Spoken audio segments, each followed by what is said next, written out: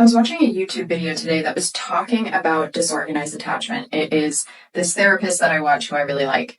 And the way that he described it made so much sense to me. And it made me kind of realize that I don't think I have disorganized attachment. I think that I have preoccupied, and I think that I may lean avoidant in certain scenarios. But the way that he described disorganized just really made so much sense. So essentially what he said is that when you are avoidant or when you are preoccupied, right, you have these underlying fears and these underlying needs. And at a certain point, you will get reprieve. So like with a preoccupied person, we might start getting all these fears about needing reassurance and wanting to feel close to our partner. And so we will bid for attention or reciprocation or whatever. And at certain points in the relationship, we will get those needs met. Our partner will listen to us and they will give us some attention or take us out on a date, and we'll get that temporary feeling of reprieve. Right? We'll feel in that moment like, okay, everything is okay again. I'm secure for the moment.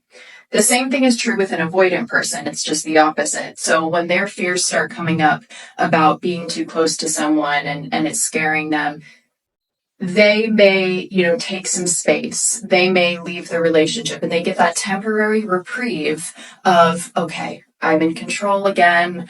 I have my space. I have my distance. I have my independence.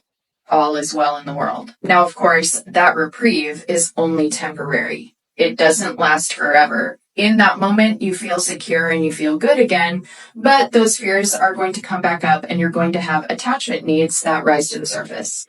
Now, with a disorganized attachment, aka fearful avoidant, you don't ever feel reprieve. So essentially, in every relationship scenario, there is constantly this underlying baseline of fear and terror. So you might start feeling like your partner is distancing and that's scaring you or whatever. So then you do a bid for attention and then they, reciprocate and they give you attention, but it doesn't give you reprieve.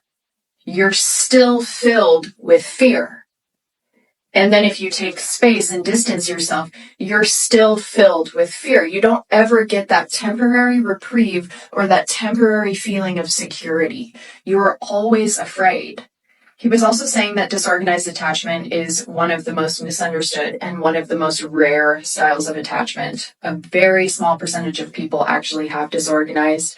A lot of times people that have borderline have disorganized attachment. I think for a lot of us who feel like we flip-flop between preoccupied and avoidant, I don't think that necessarily means that we are fearful avoidant or have disorganized attachment. I think that it just means that we have insecure attachment as a whole, and you can kind of go back and forth between different attachment styles if you have insecure attachment.